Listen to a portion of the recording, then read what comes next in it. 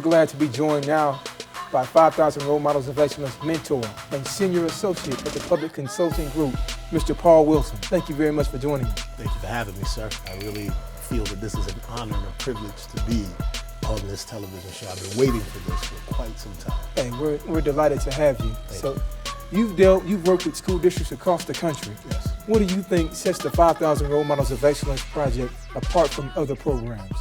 It's consistency. I've watched this program grow and expand over the course of the past quarter century. I remember it starting in a few schools. Wow. And then this meteoric rise, started and it happened.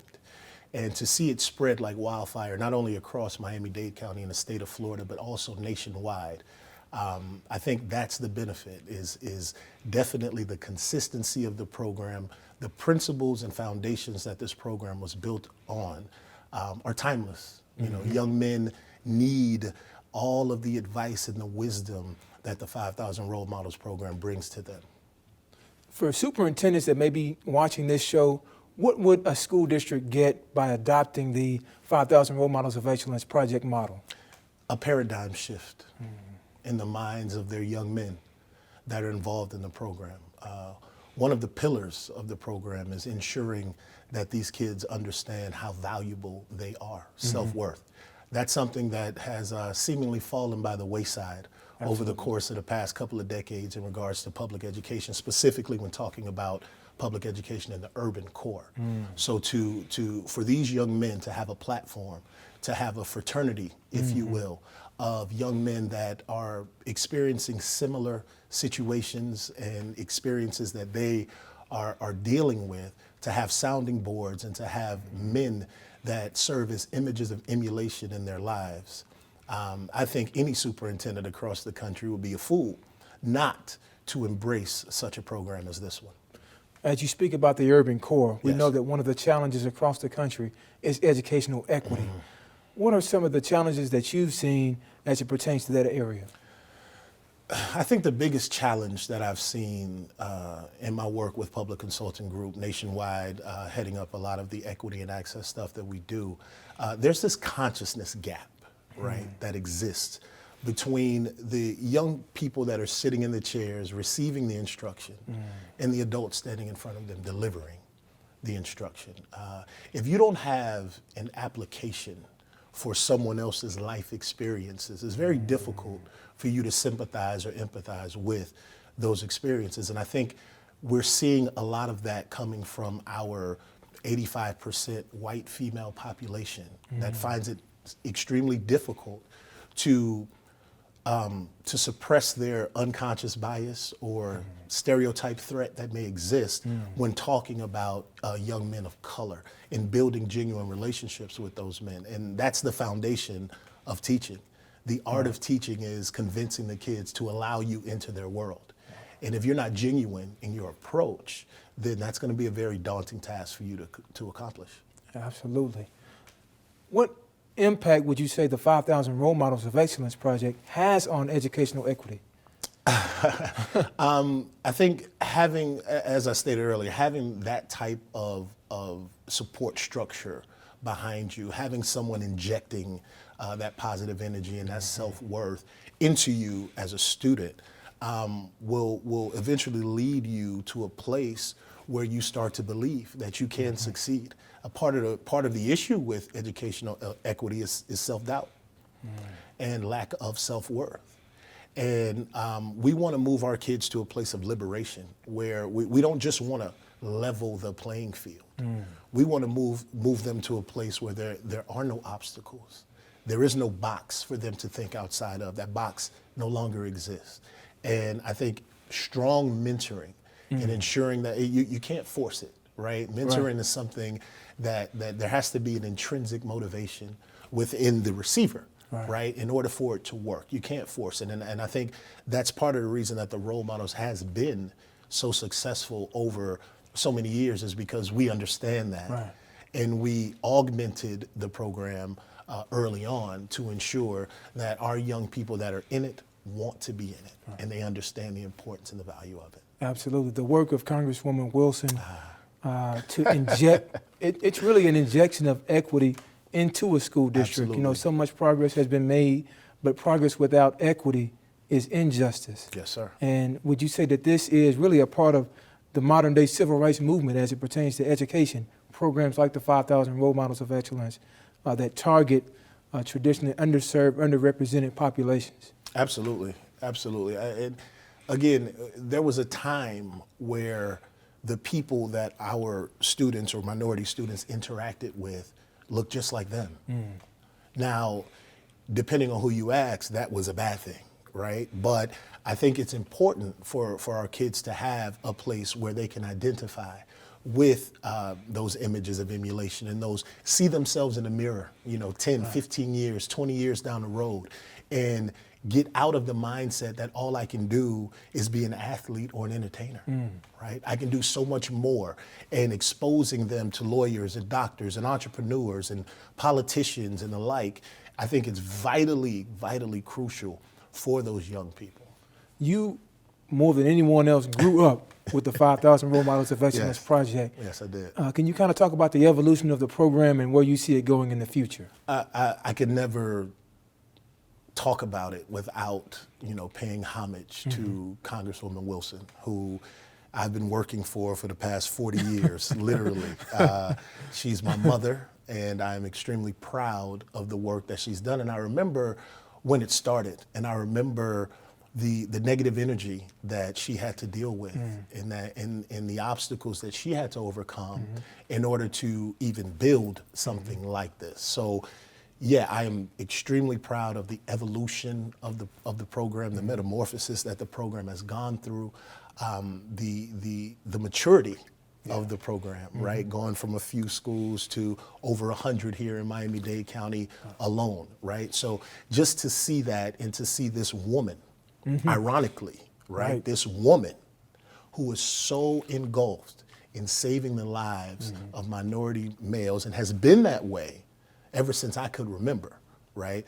And usually when people start programs like that, it's because they've had some kind of personal issue, or they've had a son to go through issues with the law or something along those lines.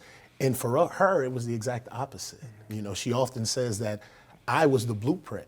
That's what she wanted everyone to be like me. Talk about pressure, right? Being on me. But I had to agree with her because I didn't have an opportunity to mess up. She kept her foot on my throat whether I liked it or not.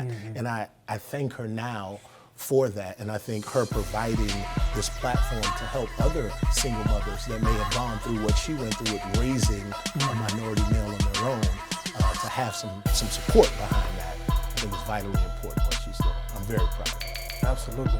Brother Paul Wilson, the embodiment of the 5,000 Role Models of Excellence project. Thank you very much for joining us. Thank you, Dr. Bright.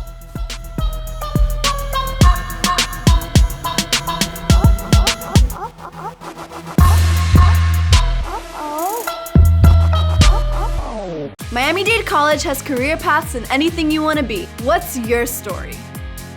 Be global. Be cutting edge. Be inventive. Be investigative. Be a hero. What do you want to be? Be the best. Be you. Be MDC.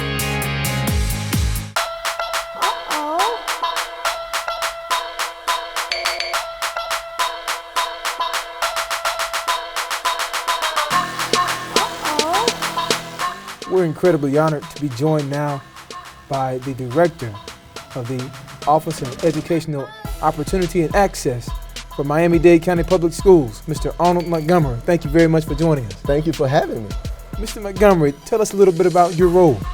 Well, as you said, I'm the Regional Administrative Director for the Educational Office of Opportunity and Access, which is an office that's responsible for all the alternative placement programs, including all the outreach programs for the entire district.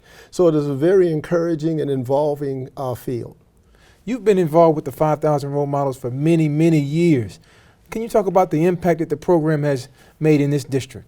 Well, I can say first, I'd like to say thank you for this opportunity to speak about the 5,000 role models, and also, to be able to speak about the Congresswoman Frederica Wilson.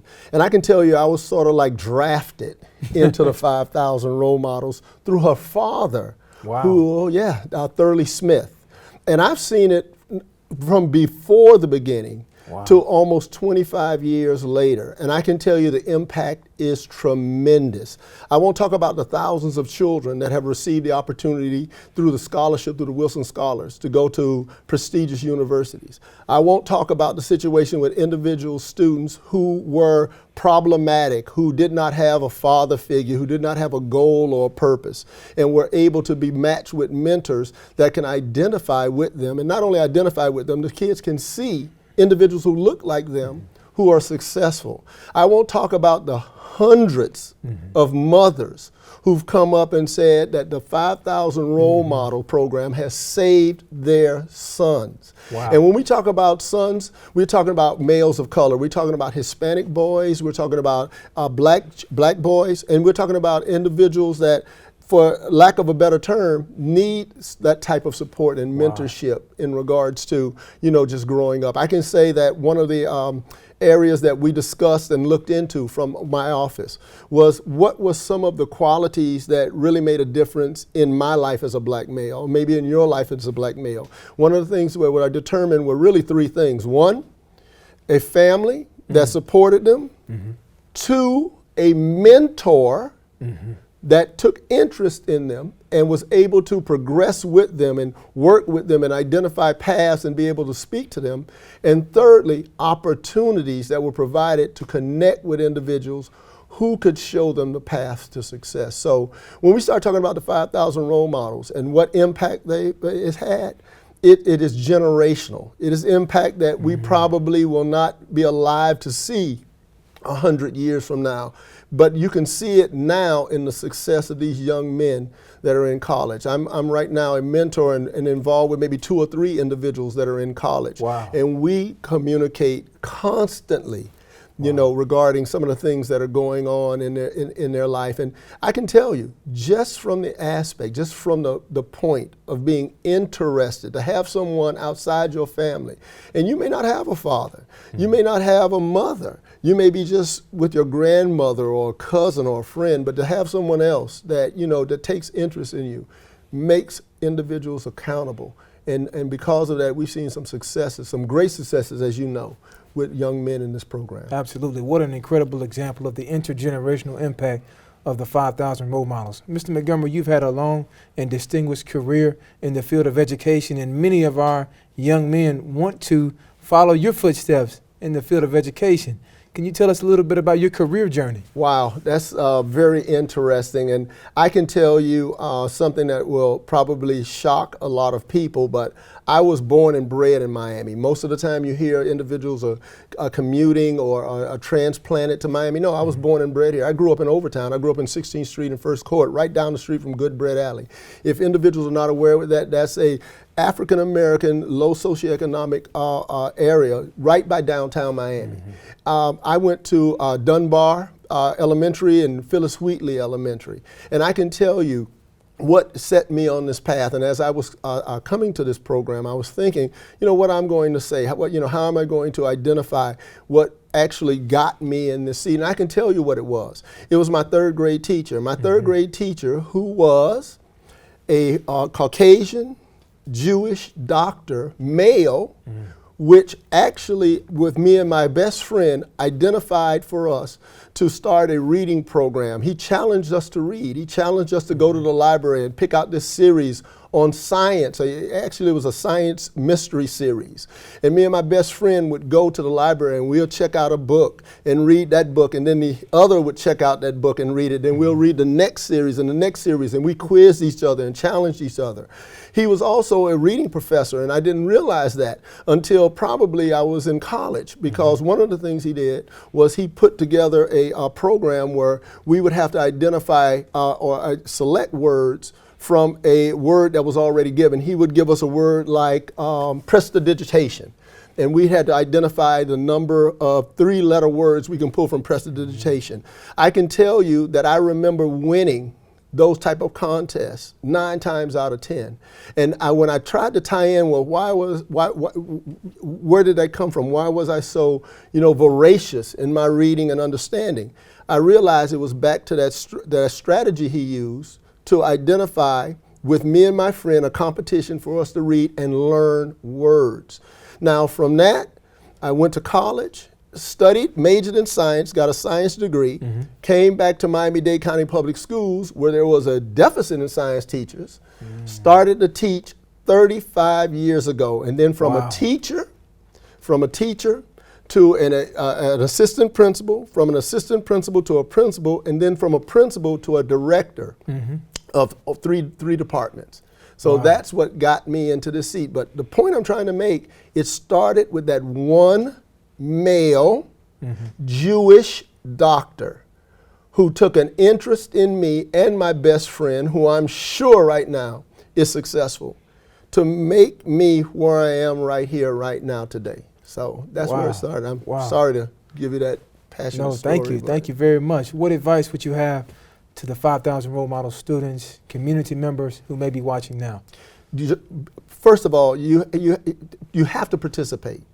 You have to be involved. You have to get out and you have to match yourself with these young men. I can tell you there's really a deficit in regards to the mentors needed to meet the need of these young men. And I can tell you it is rewarding. It is beyond rewarding.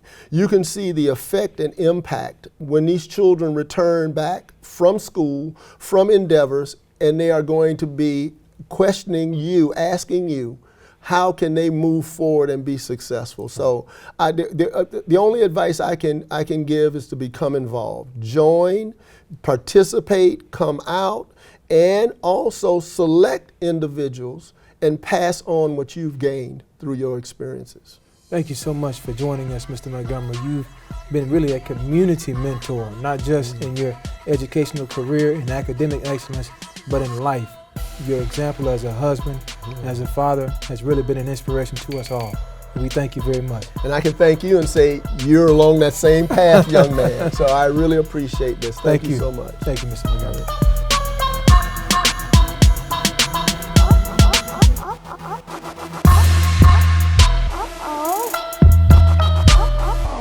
Miami-Dade College has career paths in anything you want to be. What's your story?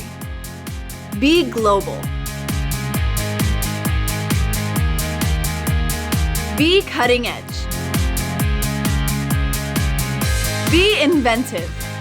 Be investigative. Be a hero. What do you want to be? Be the best. Be you. Be MDC.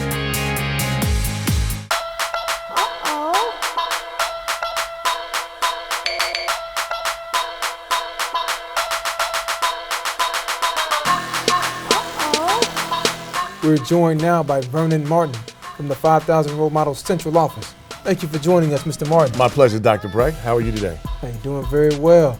Can you talk about some of the career preparation activities that happen at 5,000 Role Models chapters? Well, every Wednesday is 5,000 Role Model Day, and that's when they wear their role model uniforms to school, their white shirt, their black pants, their magical red tie, and they will have role model meetings. During those meetings, they'll learn how to conduct business by having a business meeting. They will also, during that chapter, elect various officers, a vice president, treasurer, historian. So they learn how to conduct business at those meetings and have professional settings.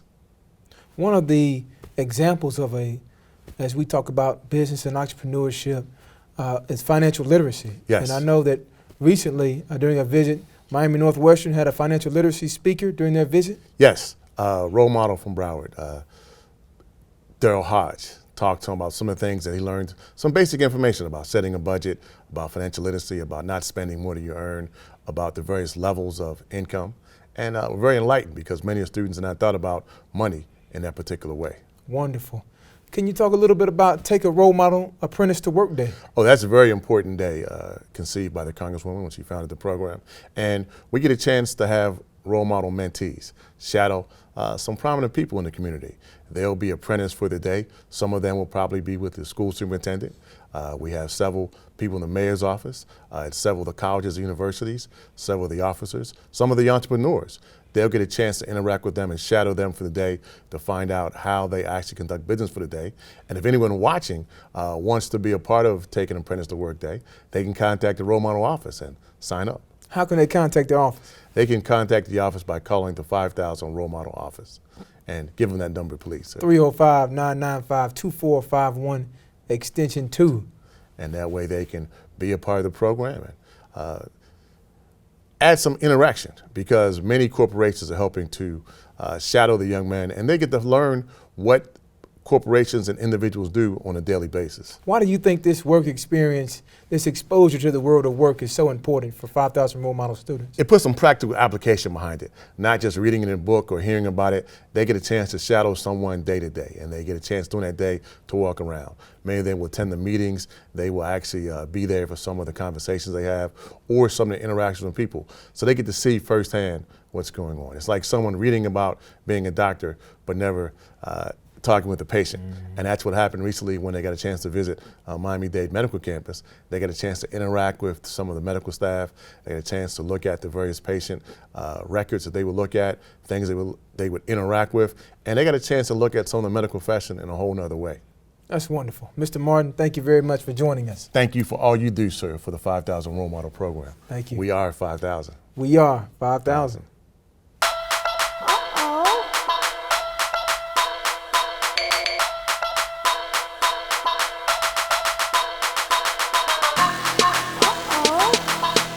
We're incredibly honored to be joined by legendary attorney and 5,000 role model mentor, Mr. Larry Hanfield. Thank you very much for joining us. It's my pleasure, absolutely. Mr. Hanfield, we've been talking about education in this episode. What role did education play in your life?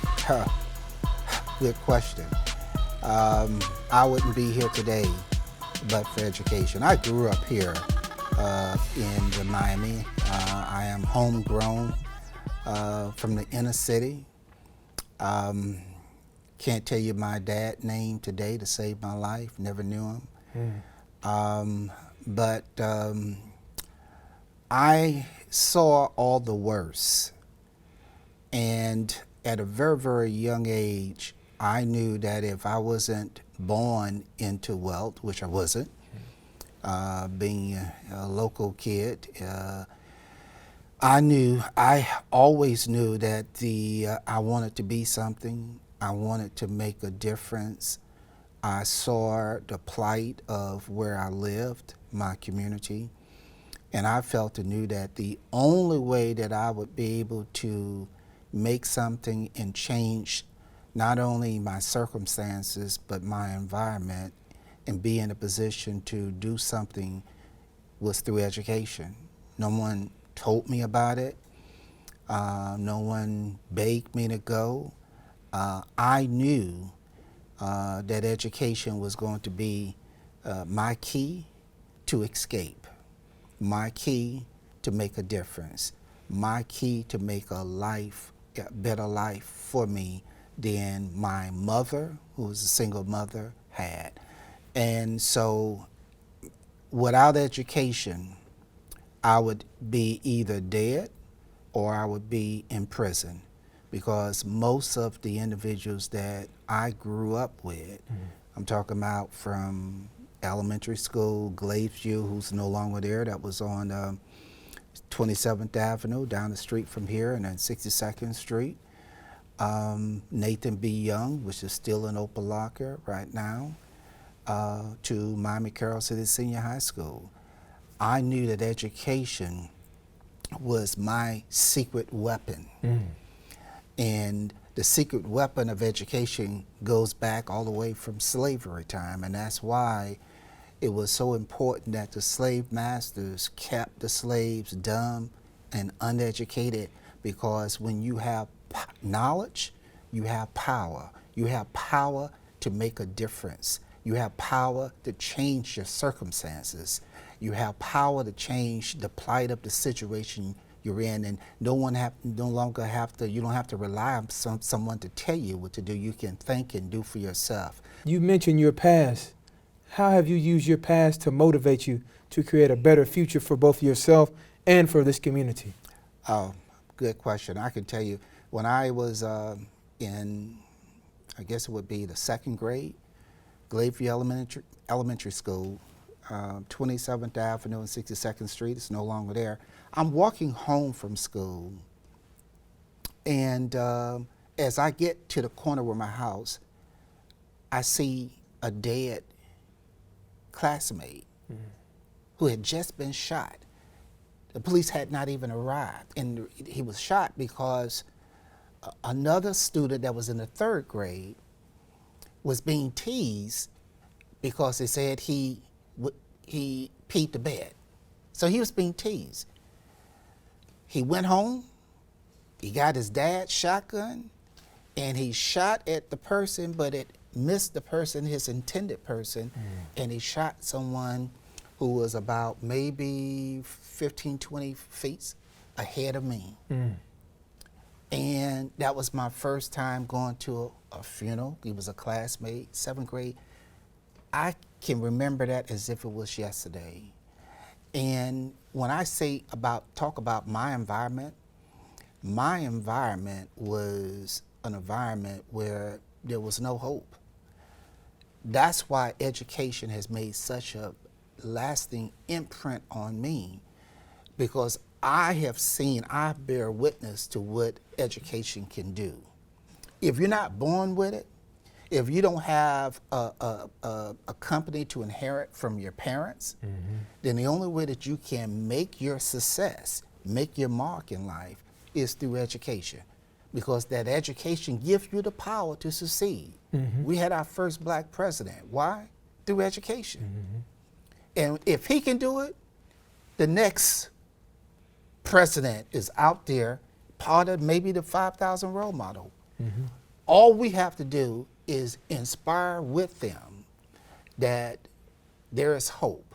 And with hope, you can do whatever you want. There's nothing that can stop you. Absolutely. I've always said, never let your history define or determine your destiny. It don't matter where you come from. No matter how bad your circumstances. It don't matter that you didn't have a father or a mother. The bottom line is, if you have the God-given skills upstairs in your head and you are willing to use it, you can transform where you was into where you want to be. And that's the key, education. I wouldn't be here. I've had the privilege, I have 2 buildings named after me on the campus of Bethune-Cookman University, the music building and the athletic training center. All from this young inner city kid. Didn't have a father figure, but he had what? An education. An education.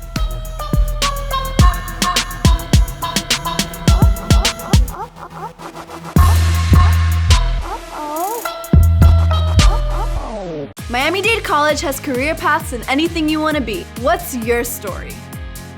Be global. Be cutting edge. Be inventive. Be investigative. Be a hero. What do you want to be? Be the best. Be you. Be MDC.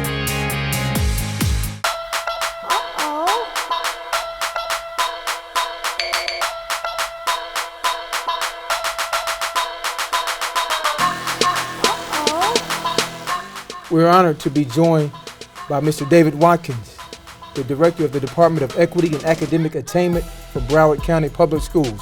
Thank you for joining us, Mr. Watkins. Thank you for having me this afternoon. Mr. Watkins, the 5,000 Role Models of Excellence project has grown like wildfire in Broward County Public Schools. What do you attribute this to? I attribute this to the vision of our superintendent of schools, Mr. Robert Runcie. He had a vision that every child will have a mentor, that he believed that mentoring was key to the success of a child. He has 3 initiatives that he ensured that the Department of Equity and Academic Attainment was responsible for. That was the elimination of the school-to-prison pipeline. That was closing achievement gaps between black males and other subgroups. And it was also to ensure that every child had access to some form of mentoring. And we saw the 5,000 Role Models of Excellence project as a perfect fit to address our most fragile students in our community and giving them an opportunity to have a sense of self-worth and an opportunity to make a difference in their community. That's wonderful. What were some of the initial steps that you all took when you adopted the 5,000 Role Models of Excellence project model? Well, the first thing that we had to do was see how can we ensure that this project aligns with our district strategic plan. And we looked to see where does it fit. So we found areas around our MTSS RTI model, our multi-tier system of support, response to intervention. And we saw that 5,000 Role Models of Excellence is a wonderful Tier 1 intervention model that not only did we include, but we officially document within our district database to say that students who are in 5,000 Role Models of Excellence are receiving a district-supported tier intervention model. Another very important thing that we did was we wanted to make sure that our school board and our community stakeholders understood that this was something important to our community. So we communicated with them through conversations, through focus groups. We talked to our other mentoring programs. We have a signature mentoring program in our district, several of them, and we wanted to ensure that 5,000 role models would be a good blend and mix into the programs very well. What would your advice be to some school districts across the country who may be looking to bring in the 5,000 Role Models of Excellence? I would say be targeted and focused in the population that you want to serve. Be clear about the objectives and goals that you want for your school and where you see those kids going. You know, if it's about increasing graduation rates, then you need to make sure that you help the schools identify the right population. If it's about, you know, keeping kids out of jail and in school, if we want kids to come to school more regularly, we have to be intentional and deliberate in identifying those students and working with our schools to support them. How would you say that the 5,000 Role Models project, as you speak about equity, has contributed to increasing equity and access in Broward County Public Schools? You know, to have 5,000 role models in Broward County is to have a program with a huge reputation, a national brand, an international brand, to come and give us the type of support that will draw folks to our district. So because of the 5,000 role models, we've had stakeholders from across the community, business leaders, public officials, faith-based organizations, law enforcement officials, a lot of people who are offering to be a part of the 5,000 role models and support that population. So we're just thrilled that 5,000 role models is now connected to Broward County Public Schools. As you speak about the importance of so many partnerships and entities, I know that you all have done so many unique things there in Broward County, one of which was Dads and Donuts. Can you talk about that?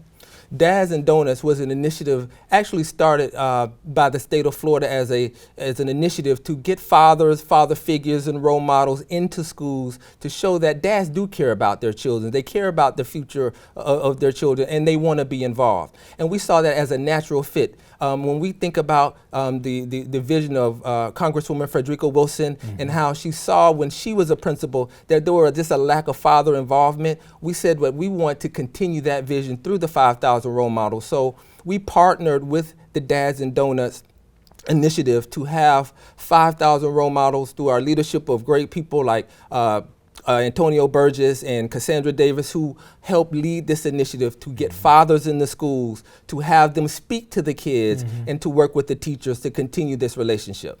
What do you see for the future of the 5,000 role models in Broward County? In Broward County, I see that this program will continue to grow. We want to see this as a zone-wide initiative. That means kids at the high school working with students at the elementary school, establishing role models at the elementary, the middle, and high, and creating a culture in which once they even leave Broward County Public Schools, that they know that they're a 5,000 role model for life, and that means they have a responsibility to continue to give back to their community with their time and their resources, and to continue the legacy of Congresswoman Frederica Wilson and the pilot program here in Miami-Dade County. That's tremendous. As we speak about the importance of equity in education, what are some other initiatives that Broward County is currently engaged in toward that end? So we're doing a lot of work to increase equity throughout our district. So we want schools to be more culturally responsive. So we're doing a lot of work around culturally responsive teaching. We're really trying to connect our families around opportunities to get post-secondary opportunity through completing their FAFSAs, applying to college, but also increasing the literacy for our young people. So having that early reading with our kids. And I think through the 5,000 role models, where we have our adults and our role models, reading with our VPK and our young people, those are some powerful initiatives that we have been engaging with. Going out into some of our most fragile communities and having our role models speaking to those young men about how important it is to focus on their education. Thank you so much for joining us, Mr. Watkins, and thank you for your efforts to increase educational equity, access, and opportunity for all of the students in Broward County, Florida. Thank you so much.